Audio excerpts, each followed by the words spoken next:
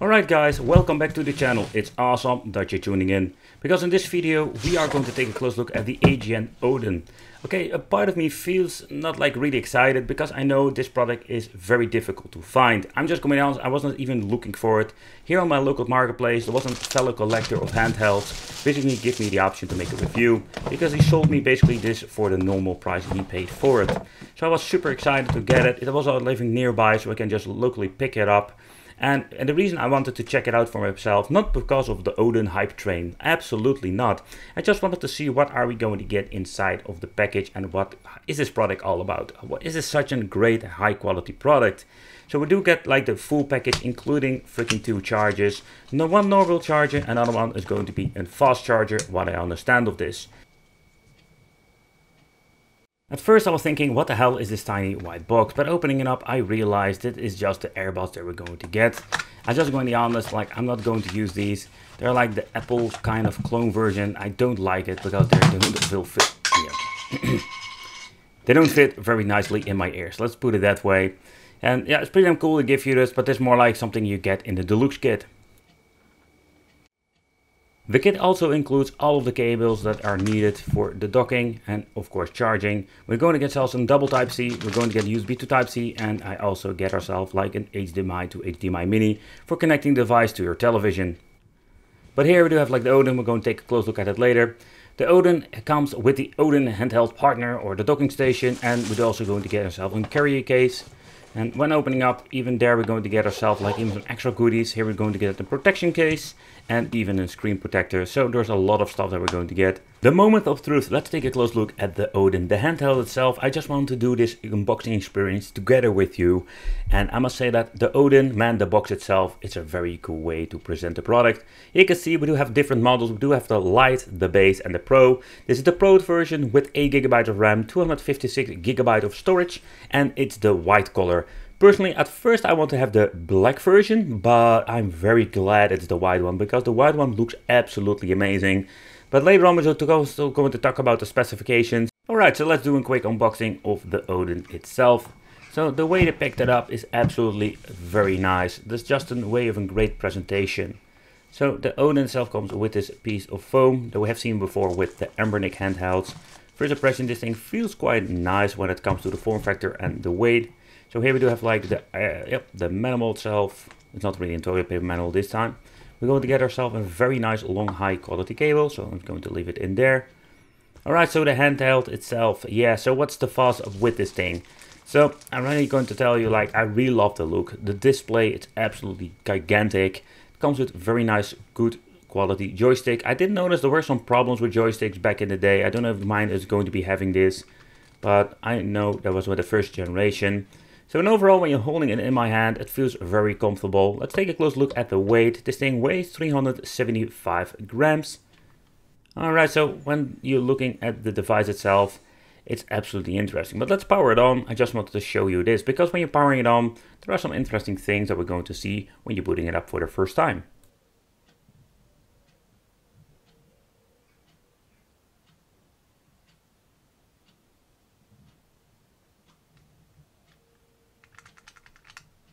So you're going to be like introduced by the AYN Odin welcome screen. Here we need to check out the language, we need to connect with the internet. You can skip this option if you want to, but it's more like easier to do to implement the internet option. Another cool feature is though this thing comes packed with the Odin launcher. So with the Odin launcher you do have like a basic interface. It's way easier to navigate. For example, if you want to use the HDMI console functionalities. So that's one of those ways you can basically like set it all up. So we do get like a lot of information and everything has been set up now. And that's it. So we're ready to go. Here you can see everything has been implemented and now we can set it up. And that is what we're going to do in the upcoming hours. After setting everything up, I spent a lot of hours doing this. I must say that I was quite surprised, and I understand why the hype is all around with this AYN Odin. So first of all, I was very happy to find the white version. I personally normally like buy black handhelds, but this particular white version in combination with the, let's say, the white joysticks and the white buttons, it looks pretty damn good. But okay, so when you're looking at the Android part, and that's something I think is really cool with the Odin, and I completely also understand people really like it. So when it comes to the high-end emulators, think about the Dolphin, PlayStation 1, and PlayStation Portable, we do get amazing performance. Maybe now you can hear on the background the fan is spinning like crazy, and the reason is very simple. When you're going to get into the menu, you can basically change this out. So for example, we can put it on smart, so it will spin up when you're going to play some games, or you can just shut it down. The funny thing is, like, mine was shut down from the beginning, or yeah, that's absolutely not a good idea, especially when you want to play some games.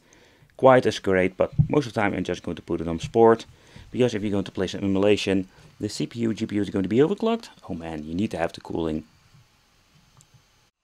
Okay, so what we're going to get on the bottom part is the Type-C connection, headphone jack, and we're going to get 2 speakers, and that makes an amazing stereo sound. And I will give you like a quick example. Another thing I really liked, at the back we do get like these 2 additional buttons that you can map. And what I like about these, when you're holding the AYN Odin in your hands, you can reach them fairly easy. Sometimes I must say like I do forget them if I don't map them, but it's quite interesting to see like how it just works out. So I also have like a very interesting form factor, where a lot of, let's say, with slim handhelds, I think the Pow Kitty, it does have like this kind of a shape, and what I love about these 2 bumps at the side, it gives such a like convenient way to play and very comfortable for a very long time. Also the shoulder buttons, they have placed them very well. I have seen this, as I set up in the past with different handhelds. We do get the micro switch over here, and here we're going to get yourself like more like a membrane. Like this trigger, I really like it. Also when you're holding it in combination with the bumps here at the side, it just gives you like a very comfortable way to play, and also reach the freaking like buttons and shoulder buttons are fairly easy. So we do have like the A, B, X, Y. I must say, like when you're looking at them, they do get a very long travel, but they're not like in a bad way. Do have like 2 joysticks like the Nintendo Switch with a click, select start, and the D-pad is absolutely great. It's a little bit tinier than my typical, let's say, D-pad, but I must say that I really like them. So when you're looking overall at the quality, it's very nice. And also we do have like this cover over here where we can put even an SD card. We have the mini HDMI, like a Raspberry Pi 4 I think it was. And then we do get the exhaust fan out, volume control. I love it when you add a physical volume control. And even we do have like some amazing light up features. So let's show you that, because that looks pretty damn cool. Let's go to the drop down menu to easy access. We're pressing here, you can see the LED function. I personally like it. It will drain a little bit more energy from your battery, so your lifespan of the battery is not going to be like the same like normal, but I think it's pretty damn cool. My camera didn't want to focus, but you're getting the point. An awesome feature. Okay, so when it comes to the audio quality, what I like about placing the speakers over here, where you're holding it like this, you do get such better effect. But the only thing I did notice when I'm listening to my like Moq i7s, it sounds great like the audio quality, but it doesn't like, gives like a big punch, you know, like it doesn't have like a big boost. And that is a little bit of a bummer. So for the mid and high, it's absolutely great, but for a little bit bass, you're missing it out. But again, and overall the quality of the audio is pretty damn good.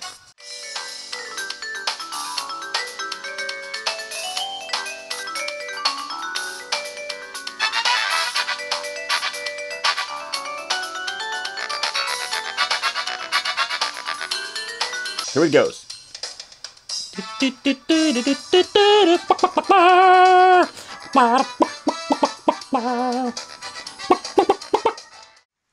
Okay guys, so when you're looking at the specification list, it's quite an interesting list. It's not let's say the latest and also like the most best specs out there, but when you're looking at the Android in combination with what you're going to do with it, that's quite interesting. But the question remains, when you're having something like this with something like an interesting spec list, is it something that you're going to need?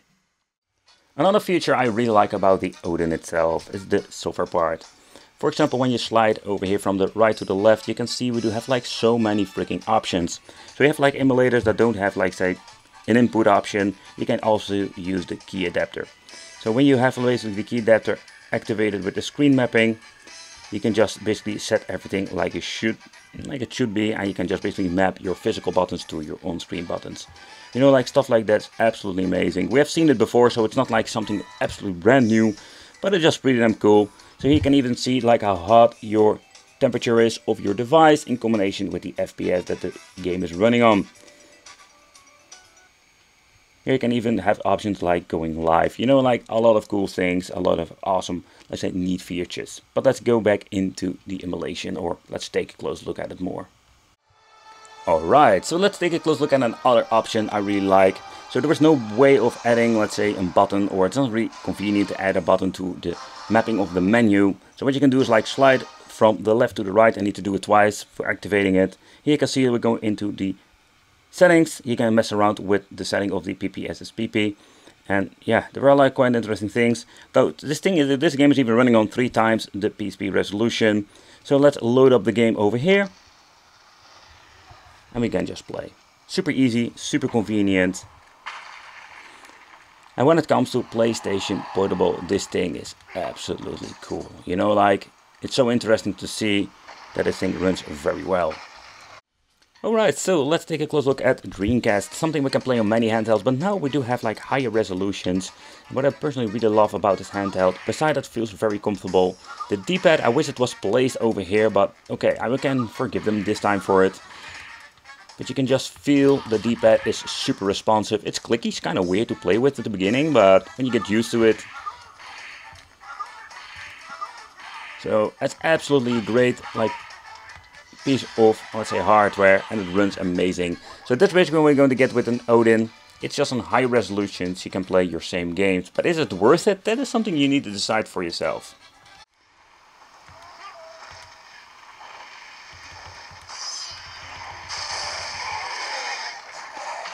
And this is where basically the Odin shines the most, in my opinion.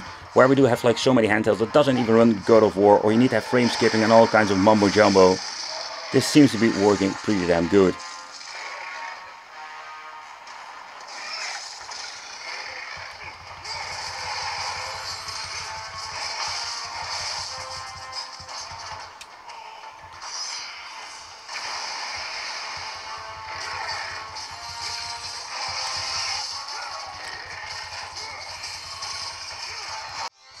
Alright, so I just wanted to show you some old school Sega Saturn. So we do have so many issues when it comes to a lot of these devices. I must say the cheaper devices are getting better nowadays.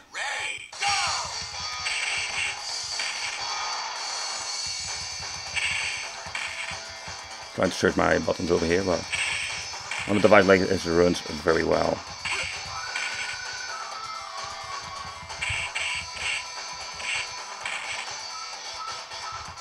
Do seem some glitches, but I think it's maybe fixable.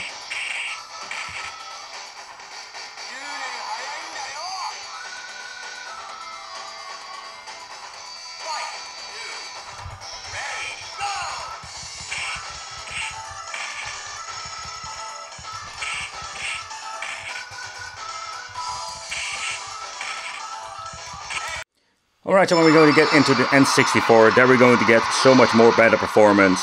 Where we have like most of the time with cheaper devices, with just let's say native resolution, we can play on higher resolutions on an Odin. And that's I think what we're going to get the biggest difference. And of course the games that don't play very well, in combination with the right emulator, we do get so much better performance. Oh, there it is. I was searching my freaking like button for using my power-ups.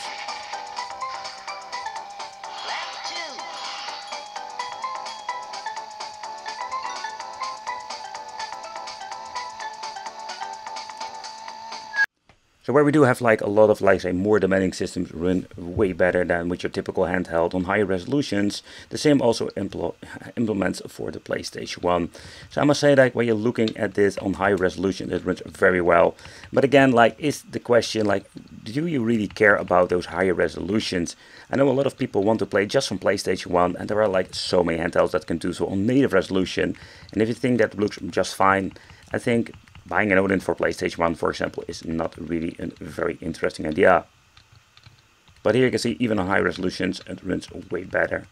It does dips down here and there, but I think it's not really noticeable when actually playing the game. Okay, the first test I wanted to do is some GameCube with 0 GX, because it's not only like the ultimate game to test, it's also my favorite game actually to play on the GameCube. But with the original Dolphin emulator, we're not going to get an amazing performance. You can implement some hacks to get it working a little bit better. but the overall experience with the original Dolphin emulator is not great. You can see like it has like a shitload of slowdowns. But we're going to look into the different emulator of Dolphin, the MMGR, I'm saying it correctly. You're just going to get so much better performance. You can see in combination with the Odin. You do get some amazing, great experience with F-Zero GX. It still like stutter here and there a little bit, but in my opinion, it's just way better playable.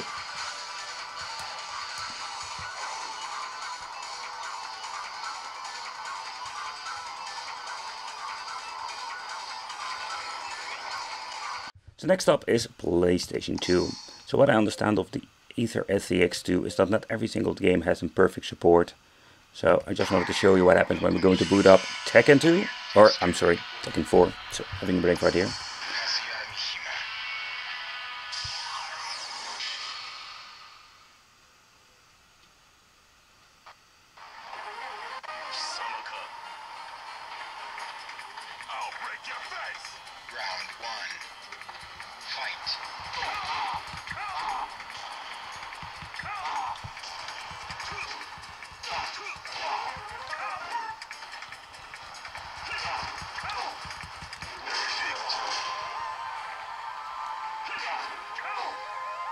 And of course a lot of games are maybe not having this great support. It is with Tekken 4.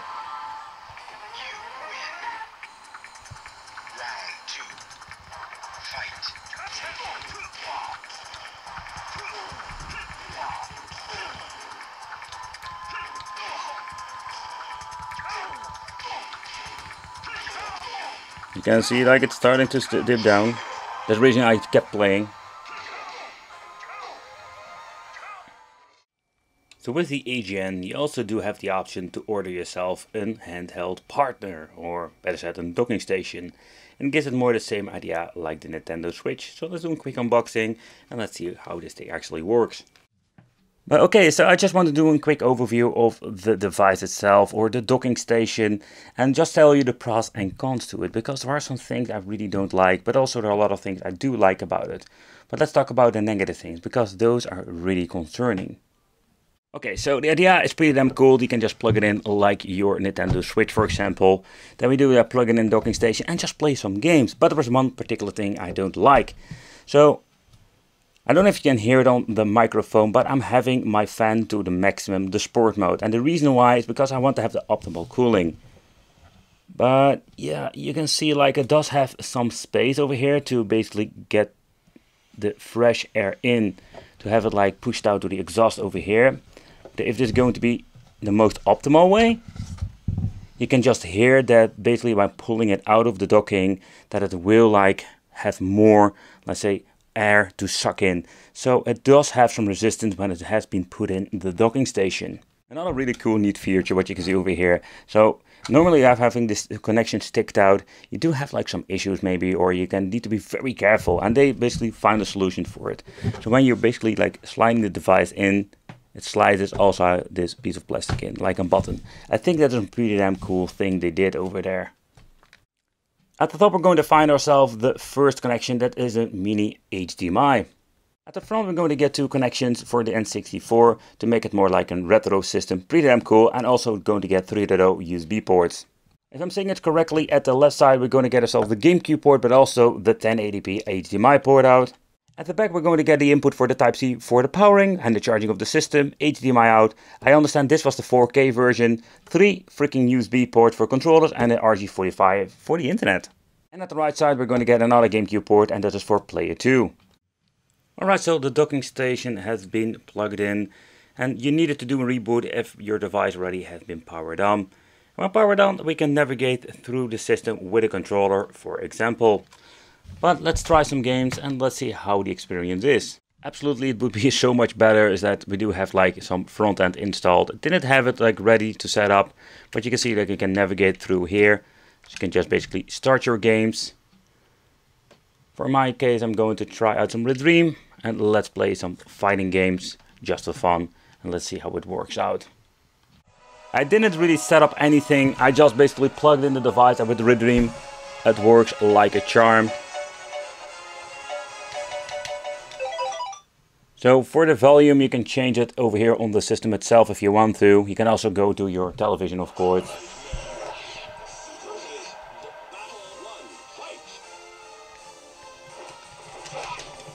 Come on. And here you can see like it works like a charm. In this case, we do have the same thing going on when you have like a Nintendo Switch. You can just plug it in your television and we'd have like an amazing experience.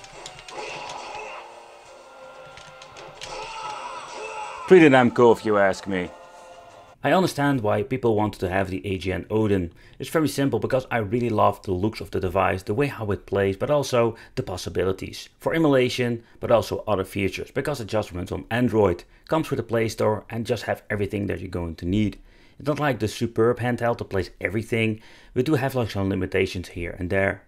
Unfortunate when making these videos, they are like having a lot of problems delivery and they keep releasing new handhelds from all kinds of companies. So in this jungle of handheld, it's the question, when you're watching this video, is this thing worth still picking up? Of course, depending how much you pay for it and when you're picking it up. But I thank you for watching, consider subscribing, hit that little bell, become on the Wicked family, and it will be great to see you in the next video.